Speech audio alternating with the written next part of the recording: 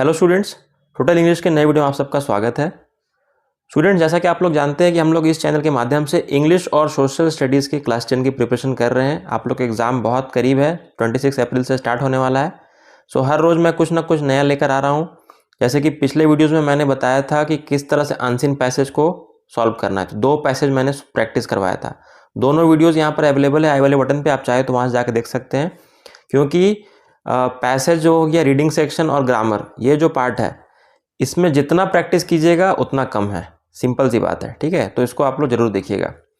और आज हम लोग करने वाले हैं इंग्लिश ग्रामर का एरर डिटेक्शन। एरर डिटेक्शन बहुत इंपॉर्टेंट है। ये सीबीएसई का जो सैम्पल पेपर जो इस साल का रिलीज हुआ है उसमें ये आ चुका है क्वेश्चन। तो इसका मतलब ये एग्जाम में 100% आने वाला है, ठीक है। तो चलिए without wasting the time let's start the video. तो स्टूडेंट, सबसे पहले हम लोग देखेंगे कि इसमें हम लोग करना क्या होता है, फिर आपको मैं सॉल्व करके दिखाऊंगा, ठीक है। देखिए, इस टाइप का एक पैराग्राफ दिया होगा एग्जाम में और उसके साइड में 2 कॉलम्स बने होंगे, ये एक कॉलम, ये दूसरा कॉलम। तो हमें करना क्या है, एक पैराग्राफ है, उसमें अलग अलग लाइंस के सामने एक एक कॉलम दिया हुआ, देख सकते हैं आप, सारे लाइंस के सामने। जैसे कि लिखा हुआ Mohandas Karamchand Gandhi went at England. तो यहाँ पर इस लाइन में मतलब हर लाइन में एक मिस्टेक है, ठीक है। There is one mistake in each line. So what we have to do, we have to do 2 things. First of all we have to find that mistake and second we have to correct it.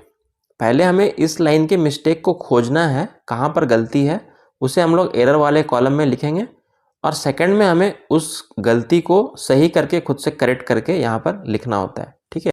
That's what we have to do here. यही हमें यहाँ पे करना है।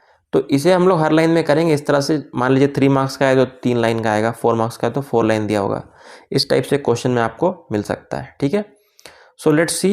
सबसे पहले एक para को एक बार ओवरव्यू कर लेते हैं, थोड़ा बहुत आइडिया ले लेते हैं कि इसमें पूछ क्या रहा है क्या, फिर हम लोग एक एक लाइन पे डीपली जाएंगे। Mohandas Karamchand Gandhi went at England for higher studies. हाँ, मेरा एक सजेशन ये रहेगा कि आप लोग वीडियो को पॉज करके पहले खुद रीड कर लीजिए, ताकि मैं जब बताऊं तो आप लोग को अच्छे से समझ में आए, प्रैक्टिस आपका भी हो जाएगा। Mohandas Karamchand Gandhi went at England for higher studies in the age of 19। 19 वर्ष की उम्र में महात्मा गांधी गए थे इंग्लैंड पढ़ने के लिए, पढ़ाई करने के लिए। हर mother was apprehensive about young man going astray in western society. उनकी माँ जो थी थोड़ी एप्रीहेंसिव थी। एप्रीहेंसिव मतलब थोड़ी चिंतित थी, मतलब परेशान थी किस बात को लेकर कि जो यंग मैन होते हैं, जो बच्चे होते हैं, यंग मैन होते हैं, वो खास करके वेस्टर्न सोसाइटी में एस्ट्रे हो सकते हैं, मतलब भटक जाते हैं। एस्ट्रे का मतलब भटक जाना। So her fears was allayed when M K. Gandhi swear not to touch meat wine and women. लेकिन उनका जो डर था वो कब चला गया, एलेड कब हो गया, मतलब दूर हो गया। जो फियर था, डर था, जब महात्मा गांधी ने कसम खाया that he will not touch meat wine and women. So this is all we have to read here. यहाँ पर ये हमें पढ़ना है। अब हम लोग को इसमें से मिस्टेक देखना। पहला वाला सॉल्व किया हुआ है, बट फिर भी हम लोग जान लेते हैं कि वहाँ पर मिस्टेक वो क्यों है। फर्स्ट लाइन में Mohandas Karamchand Gandhi went at England. यहाँ पर एट को गलत किया हुआ है और सही करके टू लिखा हुआ है। क्यों ऐसा है? ये एक प्रीपोजिशन का मिस्टेक है। देखिए, एक चीज़ और ध्यान रखना है कि इसमें ये एक मिसलेनियस एक्सरसाइज है, ठीक है। ये आपके जो एग्जाम में आएगा, ऐसा नहीं है कि सिर्फ प्रीपोजिशन का ही गलती रहेगा या फिर वर्ब का रहेगा या फिर टेंस का रहेगा। It can be anything, it can be any chapter from your grammar part. So you have to keep your eyes open while you read the lines. आंखें खुली रखनी है, दिमाग को खुला रखना है कि यहाँ पर कोई भी मिस्टेक हो सकता है, ठीक है। Mohandas Karamchand Gandhi went at England. देखिए, कहीं पर हम लोग जब जाते हैं, जा रहे हैं, मूवमेंट को दिखा रहे हैं, एट दैट टाइम एट को हम लोग यूज़ नहीं करते हैं। आप किसी जगह पे रह रहे हो तब आप एट लगाते हैं, then it is acceptable. But when you are going, suppose we say I stay at any place, you write Ranchi और somewhere, so it means you are living at that place, तो वहाँ पर एट चलेगा। But if you से I went eight market तो नहीं बोलते हैं ना, आई वेंट टू मार्केट बोलते हैं, ठीक है। तो मार्केट आप गए थे, तो यहाँ पर वैसे ही वो इंग्लैंड गए थे, कहीं जाना है, वेंट के साथ लगाया है, तो वेंट के साथ टू सही होगा, ठीक है। समझ में आ गया पहला वाला मिस्टेक क्यों था। आगे देखते हैं। वेंट एट इंग्लैंड, इस लाइन में क्या गलती है, for higher studies in the age of 19। यहाँ पर भी एज को एग्जैक्टली एज को बताया जा रहा, कौन से एज, ठीक है, इसलिए at the age of 19 correct है। इन जो है वो यहाँ पर सुटेबल नहीं है, ठीक है। तो इन के जगह पे हमें क्या करना है, ऐड करना है। ये वाले कॉलम में गलती को लिखना है, ये वाले कॉलम में उसे सही करके लिखना है। तो for higher studies at the age of 19। ठीक है, आगे आते हैं। Her mother was apprehensive about young man. ध्यान से देखिए, यहाँ पे कुछ मिस्टेक मिल रहा है। हर mother was apprehensive about young man. Her mother, यहाँ पर हर मदर मतलब ये प्रोनाउन है, प्रोनाउन है ना जी, हर। ये किसके लिए यूज किया जा रहा है? तो महात्मा गांधी तो मेल है, तो मेल के साथ तो हम लोग हर प्रीपोजिशन प्रोनाउन को तो यूज नहीं कर सकते हैं। ठीक है, बॉय के लिए तो हिज लगता है, लड़की रहती तब हर लगता। हिज मदर होना चाहिए ना, क्योंकि महात्मा गांधी की माँ। ठीक है, तो इसलिए हर यहाँ पे आपको साफ साफ दिख रहा होगा, ये गलती है। तो यहाँ पर गलत वाले कॉलम में हर लिखेंगे, उसको सही करके हिज कर देंगे। देखिए पहले वाले दो में आपको क्या मिला, ये आपका प्रीपोजिशन से रिलेटेड डाउट था। सेकंड वाले में, थर्ड वाले में प्रोनाउन से आ गया, हर और हिज प्रोनाउन का मिस्टेक था। कुछ भी गलती हो सकता है, so that you have to check. So going astray in western society, so her fears. Going astray, young man, third सी नंबर लाइन को देख रहे हैं, इसके सामने वाला जो लाइन है वो देख रहे हैं। ठीक है, थोड़ा इसको क्लीन कर देते हैं, ये एक लाइन आ गया। हाँ ठीक है, यहाँ पर क्या था, हर था, इसको हमने हिज किया था। ठीक है, हाँ। Going astray in western society, so her fears was allayed. तो उनका जो डर था, ठीक है, going astray in western society, ये तो सही है।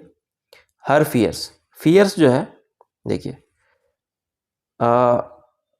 जो नाउन होते हैं, एक नाउन में आपने टाइप पढ़ा होगा, जिसमें हम लोग पढ़ते थे एब्स्ट्रैक्ट नाउन। याद कीजिएगा, abstract noun.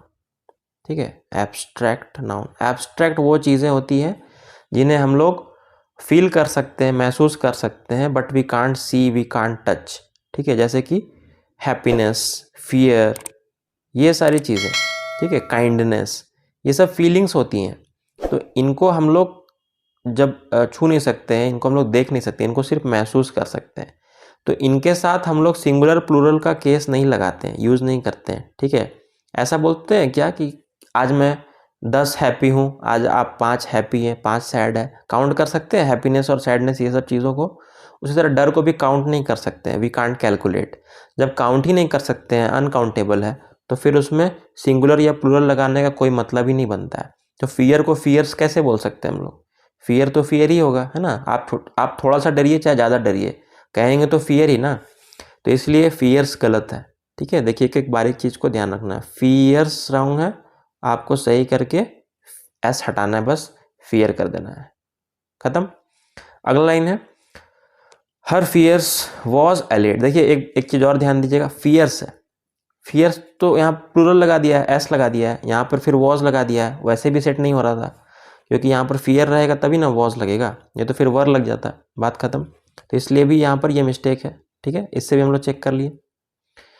Was allayed when M.K. Gandhi swear not to touch meat wine and women. ये मीट वाइन एंड वुमेन इस लाइन के सामने में कुछ नहीं है ना, तो यहाँ पर कोई मिस्टेक नहीं है, no need to think here. ठीक है, यहाँ पर सोचना नहीं है कुछ। Was allayed when M.K. Gandhi swear not to touch, fear was allayed. Was तो सही है, क्योंकि यहाँ पर हर जगह पास्ट टेंस को यूज हो रहा है, वेंट, वॉज, पिछली बातों को बताया जा रहा है, तो वॉज चलेगा। और वॉज एलेड V2 लगता है, सही है। When M.K. गांधी स्वेयर, हाँ देखिए सब चीज़ पास्ट में है, तो स्वेयर जो है, स्वेयर का मतलब क्या होता है, कसम खाना। तो स्वेयर जो होता है वो तो प्रेजेंट टेंस में बोलते हैं ना, कसम खाई उसने कसम खाया, स्वेयर। और इसी को पास्ट में कहना हो तो क्या बोलेंगे, स्वोर कहते हैं, SWORE, स्वोर।